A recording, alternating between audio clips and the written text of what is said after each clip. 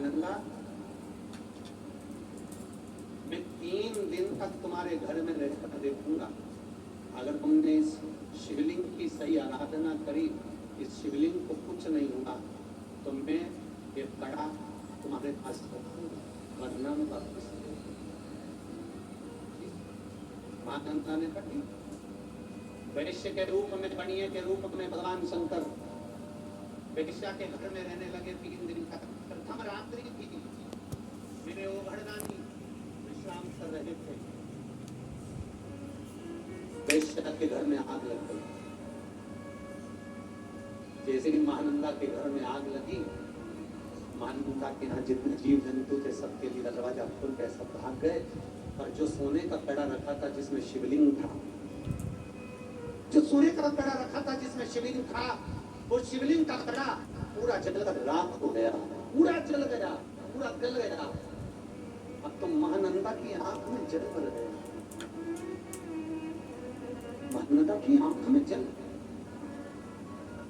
मैंने बनिया से, मैंने वैश्य से ये कड़ा मांगा था, 3 दिन तक उसने रखने का बोला था, और मेरे घर में उस कड़े में आग लग गई, शिवलिंग में अग्नि लग गई, बड़ी दुखी हो गई। अब कुछ भी हो जाए, चाहे कुछ हो जाए, अब तो मैं अपने प्राण त्याग कर रहूंगी। शंकर का शिवलिंग जल गया, शंकर का शिवलिंग भस्म हो गया, अब तो मैं अपने प्राण त्याग दूंगी। महानंदा ने विचार कर लिया। दूसरा दिन हुआ, भगवान शंकर ने पणिया का रूप धरकर, वैश्य का रूप धरकर पूछा, महानंदा, मैंने तुझे कड़ा दिया था वो कहां गया? मैंने तुझे शिवलिंग दिया था वो कहां गया? कहां है वो शिवलिंग? महानंदा आंख में आंसू भरकर रोती रही है। पणिया से, वैश्य से जी, वो शिवलिंग तो मेरा जल भस्म हो, परंतु मेरे शंकर भस्म हुए तो मैं शरीर नहीं रख सकती। महानंदा ने चिता लगाई, उस चिता पर महानंदा बैठ गई, और महानंदा चिता पर बैठकर हाथ जोड़कर कहती है, गांव के लोग तुम अग्नि बनाना।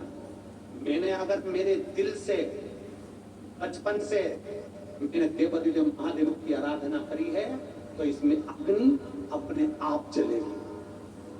देवता आश्चर्य में पड़ गए, 33 कोटि देवता खड़े हो गए, अंगारियों से पुष्प वर्षा होने लगी, और वैश्या की चिता में आग लग गई।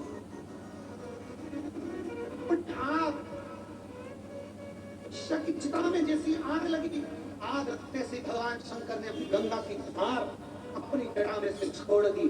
तो जो गंगा की धार धड़कती हुई भयंकर गर्जना के साथ जो गंगा आई, आधे से वैश्य के उस चिता की अग्नि को बुझा दी। चिता की अग्नि बुझी, वैश्य भगवान शंकर का दर्शन किया।